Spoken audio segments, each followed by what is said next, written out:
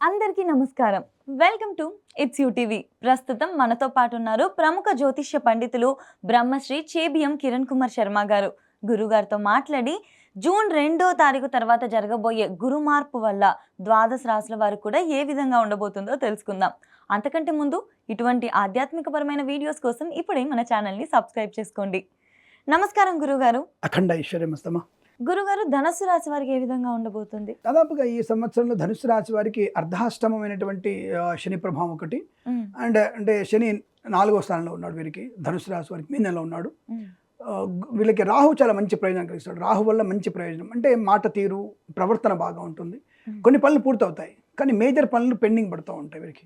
ఎందుకు? శని ప్రభావం చేత. మనం గురువు గురించి మాట్లాడుకుంటున్నాం కాబట్టి గురుడి రాశి వారికి అష్టమంలోకి వెళ్తున్నాడు. అర్ధాష్టమంలోనేమో శని భగవానుడు, అష్టమంలోకి గురుడు వెళ్తున్నాడు. మరి వీరికి నవంబర్ దాకా ఒక రకమైనటువంటి నరకమే కనపడుతుంది. డబ్బులు నష్టపోవడం, పోగొట్టుకోవడం. ముఖ్యంగా వీళ్ళు ఆభరణాలన్నీ ఎక్కడో పెట్టేసుకొని పోగొట్టుకోవడం, ఇంటికి తాళం వేయకుండా వెళ్ళిపోవడం, ఇంటి దొంగలు పడడం, ఆడపిల్లకి స్వల్ప అగ్ని ప్రమాదం జరగడం, ఇది కూడా కొద్దిగా ఉంది. గర్భిణీ స్త్రీలు తొందరపాటుతనంతో వీళ్ళు చేసుకునేటువంటి గర్భస్రావాలు కూడా వీరికి ప్రమాదాన్ని కలిగించే అవకాశం. అంటే టర్మేట్లో వీళ్ళకి ఏంటంటే ఒకటి మీకు అంటే దాదాపు ఎవరు చెప్పలేదు అనుకుంటే చెప్తాను వినండి. కవలపిల్లలు ఉంటారు. కవలపిల్లల్లో ఒక పాప ఒక బాబు లోపల ఉన్నవాడు పెరగట్లేడు, ఒకటి తీసేయాలని చెప్తారు డాక్టర్. బట్ బై మిస్టేక్ ఏంటంటే వీళ్ళు మంచివాడిని, మంచి వ్యక్తిని, లోపల శిశువుని చంపేస్తారు. అది బై మిస్టేక్ వీళ్ళు జరిగే అవకాశం ఉంది. సో అది ఎంత బాధ ఉంటుందో ఆలోచించండి. సో కాబట్టి బీ కేర్ఫుల్, చాలా జాగ్రత్తగా మీకై మీరు కూడా చూసుకోవచ్చు. స్కాన్లో మనం చూసుకోవచ్చు.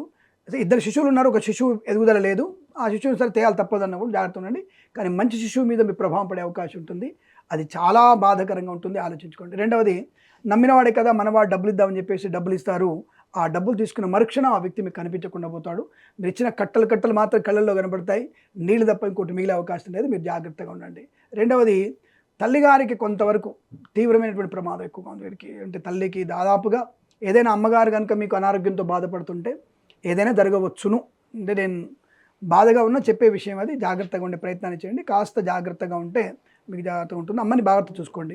రెండోది, ప్రయాణాలు. మంచి మనోళ్ళు కొంచెం ఉన్నారు కదా, అంటే ఎక్కువ వేసుకోరు వాళ్ళు 180 ml వేసుకుంటారు లోపలికి. 180 ml వేసుకొని వాళ్ళు పాపం బండి చాలా స్లో నడుపుతారు, 140 నడుపుతారు, ఎక్కువ నడుపుతారు వాళ్ళు. ఆ 140 స్పీడ్లో వీళ్ళు ఆకాశంలో కూడా మంచిగా యమధర్మరాజుకి 2000 స్పీడ్లో వెళ్ళిపోతారు పైకి. అది మంచిగా గుర్తుపెట్టుకోండి చాలు. అంటే 180 ml లోపల ఉంటుంది, 140 స్పీడ్గా బండి స్లోగా వెళ్తుంది, 2000 స్పీడ్లో వీళ్ళు పైన యమధర్మ దగ్గర ఉంటారు, చిత్రగుప్తుని దగ్గర ఉంటారు వీళ్ళు. అంటే అర్థం చేసుకోవాలి. మీకు అంతకంటే ఎక్కువ తెలుగు చెప్పలేండి నేను, బాగుండదు. కాబట్టి ఇది చూసుకోండి. ఇలా చాలామందికి పోయే అవకాశం, ఇలా చాలామంది. ఈయనతో పాటుగా ఈయన బండిలో కూర్చుని వెనకాల కూర్చుంటారు కదా, పెళ్ళాం కావచ్చు, లవర్ కావచ్చు, ఫ్రెండ్ కావచ్చు, వాళ్ళు కూడా శుభ్రంగా యమధర్మరాజు పక్షంలో ఆయన బోన్లో నిలబడే అవకాశం ఉంటుంది. బీ కేర్ఫుల్, అది చూసుకోండి. ఈ రాశి వారికి స్పెషల్గా చెప్పేటువంటి న్యూస్ వీరికి. రెండో, తల్లిగారిని అనేది జాగ్రత్త చూసుకోవాలి. రెండవది, డబ్బుల విషయంలో అప్రమత్తంగా ఉండాలి. డబుల్ రిజిస్ట్రేషన్, వీళ్ళకి కూడా ఇల్లు డబుల్ రిజిస్ట్రేషన్ అయ్యే అవకాశం. పోనీ ఆయన గురుడు మంచివాడా అంటే వాడు తప్ప ఎందుకు సార్ మీరు రిజిస్ట్రేషన్కి వెళ్ళిపోండి, కిరణ్ శర్మతో డబ్బులు పంపించేస్తాను నేను, మీకు ఎందుకు మంచిగా తీసుకొస్తాడు, ఇచ్చేస్తాడు మీ క్యాష్ హ్యాండ్ ఓవర్, నమ్మండి ఏదంటాడు గొంతు పెట్టుకొని ప్రామిస్ అంటాడు వాడు. రిజిస్ట్రేషన్ దగ్గర కూర్చుంటాం, డాక్యుమెంట్ అయిపోతుంది, 3 అయిపోయింది, 4 అయిపోయింది, 5 అయిపోయింది, వీళ్ళు ఫోన్ స్విచ్ ఆఫ్. వాడు డబ్బులు పంపించేది లేదు, వీళ్ళు తీసుకునేది లేదు. సో కాబట్టి ఇతరుల మీద ఆధారపడి చేద్దాం పనులనుకుని మాత్రం చెయ్యకండి. చిట్ ఫండ్, ఫైనాన్స్ విషయంలో నష్టము, రాజకీయ రంగంలో మోసపోవడం, క్రీడలకు ఇబ్బంది, డోపింగ్ టెస్టులో పట్టుబడడం, రాజకీయ రంగంలో అవమానాలు, టెన్షన్ పడే అవకాశం. వీళ్ళకు కూడా విపరీతమైనటువంటి టెన్షన్స్ ఎక్కువగా ఉంటాయి, అనారోగ్యాలు పడే అవకాశం ఉంటుంది. కరోనా లాంటి వ్యాధి లాంటివి లక్షణాలు కొన్ని ఉంటాయి. కాబట్టి you should be maintain a distance. తప్పకుండా అందరితో డిస్టెన్స్ మెయింటైన్ చేయండి. మాస్క్ తప్పకుండా ధరించాలి. ఫ్రమ్ జూన్ 2 to అక్టోబర్ 2 వరకు. జూన్ టు అక్టోబర్ వీరికి ఏదైనా ఇబ్బంది జరిగే అవకాశం ఉంది. బీ కేర్ఫుల్గా ఉండాల్సిన రాశి ధనుసు రాశి అని చెప్పవచ్చు. నానా రకాల ఇబ్బందులు పడే అవకాశాలు ఉంటాయి. ఫుడ్ పాయిజన్ గురయ్యే అవకాశం ఉంటుంది, డబ్బులు పోగొట్టుకునే అవకాశం ఉంటుంది. బాబా ఇంత భయపెడుతున్నారు మమ్మల్ని, భయపెట్టేస్తున్నారా మీరు, మా వాళ్ళు ఏమనుకుంటారు, మీరు భయపెట్టి మమ్మల్ని డబ్బులు దుబ్బాలనుకుంటున్నారు, అసలు ఈ జాతకమే రాదు ఏం చేద్దామండి. నవంబర్ నుంచి మాత్రం బాగుంది కదా మీకు. నవంబర్ ధనయోగం ఉంది, షేర్ మార్కెట్ డబ్బులు ఉన్నాయి, ఉద్యోగ లాభం ఉంది, ఐశ్వర్యం ఉంది, గృహయోగం ఉంది, తల్లికి అనారోగ్యం సంపూర్ణంగా బయటపడే అవకాశం ఉంది, శస్త్రచికిత్స విజయవంతంగా ఉంటుంది, పోగొట్టు ధనం వచ్చే అవకాశం ఉంది, కళాకారుల క్రీడకు అభివృద్ధి ఉంది, సినిమా రంగంలో వ్యాపారం ఉంది, రాజకీయ రంగంలో కలిసి వచ్చే అవకాశం ఉంది. మళ్ళీ ఇప్పుడు మంచిగా అయిపోతాం వాళ్ళకి నవంబర్ నుంచి. అంటే ఈ టైంలో ఉన్నటువంటి ప్రెజెన్స్ ఆఫ్ మైండ్, టెన్షన్ అనేది ఎక్కువగా ఉంటుంది, నష్టం ఎక్కువగా ఉంది, లాభం తక్కువగా ఉంటుంది. కాబట్టి బీ కేర్ఫుల్గా ఉండే ప్రయత్నాన్ని చేయండి. నవంబర్ టు ఫిబ్రవరి మీకు అనుకూలత, వివాహ యోగం, సంతాన యోగం కూడా. అదే కృత్రిమ సంతానం మీరు జూన్ టు అక్టోబర్ పెట్టుకుంటే నష్టం, 2 సార్లు రమ్మంటారు వాళ్ళు. ఫస్ట్ ఫెయిల్ అయిందండి, జస్ట్ 8 లక్షలు ఖర్చు అవుతుంది, ఏం లేదు, వాడు పెట్టేదిలే చేసేయలేదు, వాడు మీలో ఎగ్గు తీయడు, ఎగ్గు పెట్టాడు, మీ స్పెర్మ్ కౌంట్ తీసుకురాడు, ఎగ్గు కలపడు, వాడు గ్యారంటీ చెప్తాను మీరు మోసపోతారు. సంతాన సాఫల్య కింద మోసపోయే వాళ్ళు వీళ్ళే ఉంటారు. సో బీ కేర్ఫుల్, వాడు మీకు ఏం చేయడు. నవంబర్లో మళ్ళీ కొంత మంచి వ్యక్తి కలుస్తాడు, ఆ మంచి వ్యక్తి తప్పకుండా అయ్యో బాగుందండి, ఎగ్ ఫార్మింగ్ బాగుంది అని IVF ద్వారా కానీ సహజంగా కానీ సంతాన యోగం పొందుకునే అవకాశం కూడా ఉంటుంది. వస్తు లాభం ఉంటుంది, వాహన యోగం ఉంటుంది, విద్యా లాభం ఉంటుంది, విదేశీయానం ఉంటుంది, విదేశాల్లో శ్రీనివాసం ఉంటుంది, వీసా సౌలభ్యం ఉంటుంది. బట్ నవంబర్ నుంచి ఫిబ్రవరి మధ్యలోనే కాబట్టి ఆ విషయాన్ని గమనించుకుంటే వీళ్ళకి చాలా మంచి ఐశ్వర్యం ఉంటుందని చెప్పవచ్చు. నవంబర్ వరకు వీళ్ళకి చాలా కష్టకాలం అక్టోబర్ 2 వరకు నరకం అనేది వీళ్ళు చూస్తారు గ్యారెంటీగా. అమ్మో, హాస్పిటల్లో ఉండడం, టైం వేస్ట్, ఉద్యోగ నష్టాలు.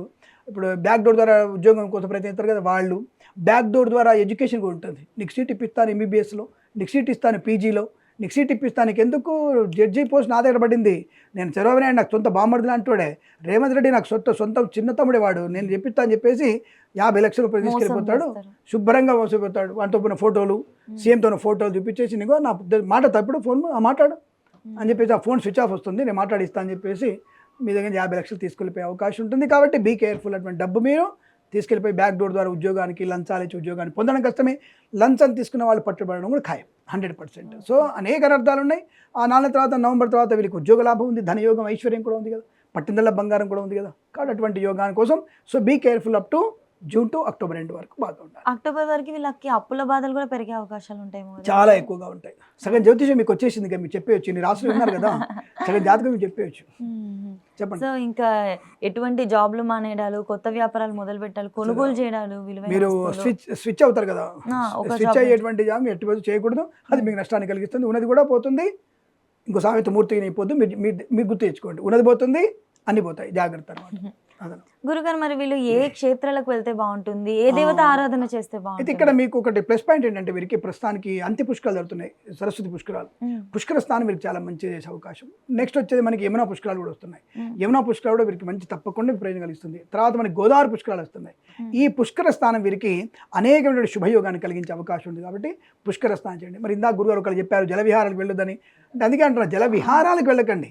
పుష్కర స్థానం వెళ్ళినప్పుడు ఒడ్డున కూర్చొని గబక్కన మునిగి బయటకు వచ్చామా, డ్రెస్ మార్చుకున్నామా, మళ్ళీ ఇంటికి వచ్చాము తప్ప నేను ఈత కొడతా, నేను పీత కొడతా అనేది మాత్రం కరెక్ట్ కాదు. సో విహారం వేరు, పుష్కర స్నానం వేరు, వీటికి వాడికి చాలా తేడా ఉంది. కాబట్టి వెళ్ళారా, మునిగారా, బయటకు వచ్చేసారా, మళ్ళీ ఇంటికే మళ్ళీ ఒకసారి వెయిట్ సబురుదుకుంటా వద్దు, మునిగి వచ్చేసి మనం తీసుకోవడం అంతే. అలా ఉంటే తప్పకుండా పుష్కర స్థానం బాగుంటుంది. జన్మజాతకం చూపించుకోవడం, శనిగ్రహ గురుగ్రహ జపం మీరు చేయించుకోవాలి, తప్పకుండా చేయించుకోవాలి.